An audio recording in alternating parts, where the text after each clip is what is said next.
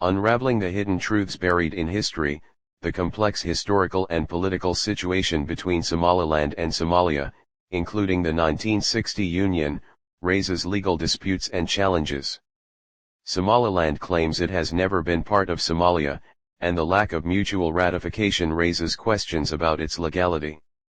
The article also highlights the unfair use of Somaliland's documents at the UN, highlighting the country's struggle for international recognition and potential challenges in international courts. Exposing the hidden truths buried in history. Once a British protectorate, Somaliland gained its sovereignty on June 26, 1960. The international community didn't waste a moment in recognizing this new nation. Over 35 countries, including influential members of the United Nations Security Council like China, the United States, and the United Kingdom, quickly acknowledged Somaliland's independence. It was a proud moment for the people and their newfound nation. Over 30 states sent congratulatory telegrams to the Somaliland government, welcoming it to the Comity of Nations.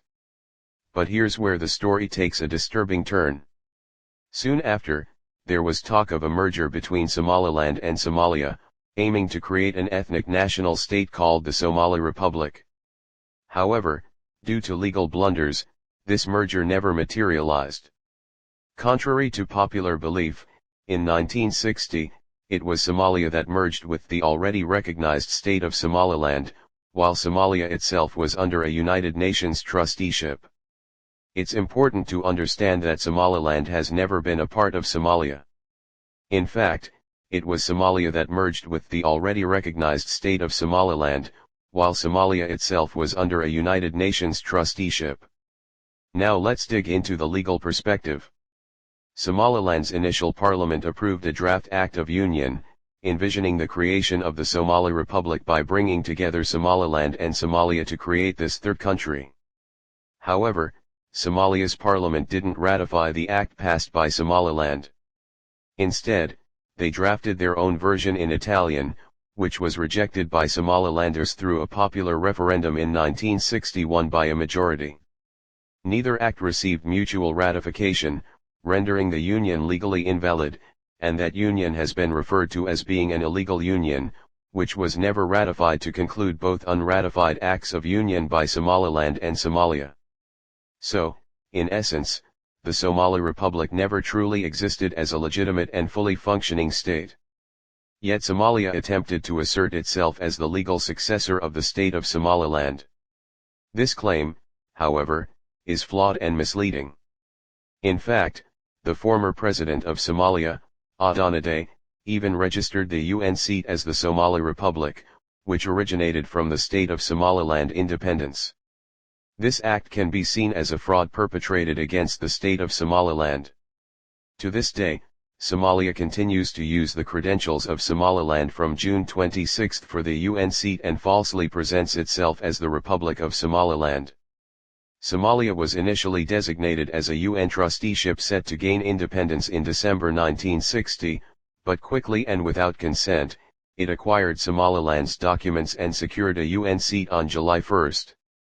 This act can be seen as a fraud perpetrated against the state of Somaliland. Then the situation quickly went from union to occupation. For over 60 years, Somalia has occupied Somaliland, a situation that persists to this day from 1961 to 1990, and here's why. In 1960, only Somaliland was regarded as a state and an independent one. Till today, Somalia has been unable to bring a single shred of evidence showing a union between Somaliland and Somalia that met all the requirements of international law to make it valid and binding, not a single one. The idea of Somaliland being a secessionist state is merely a narrative of Somalia and not a legal reality. In 2005, the African Union Fact-Finding Mission concluded there was no union or ratification. The fact-finding mission in 2005, which has summarized its findings as Somaliland's search for recognition, is historically unique and self-justified in African political history. But it's time to uncover the truth. The international community will eventually deal with this. Somalia can't occupy Somaliland for any longer. Somalia's clinging to this bogus unity is driven by the fact that they lack solidifying documents to support their own situation. It is unfair that Somaliland's documents are being used by Somalia at the UN while Somalia itself lacks the proper credentials. But there's more to the story. Somalia, unlike Somaliland, faces a significant challenge when it comes to internationally demarcated or defined borders.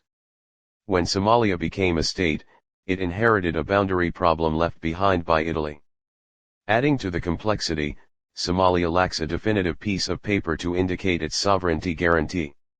In contrast, Somaliland possesses well-documented credentials and independence documents.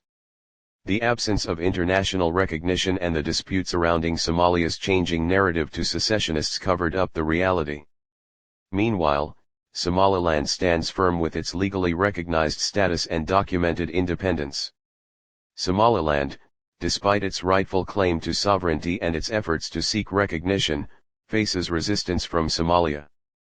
Somalia knows that if the case were to be taken to the international court, they would likely lose, further complicating their position.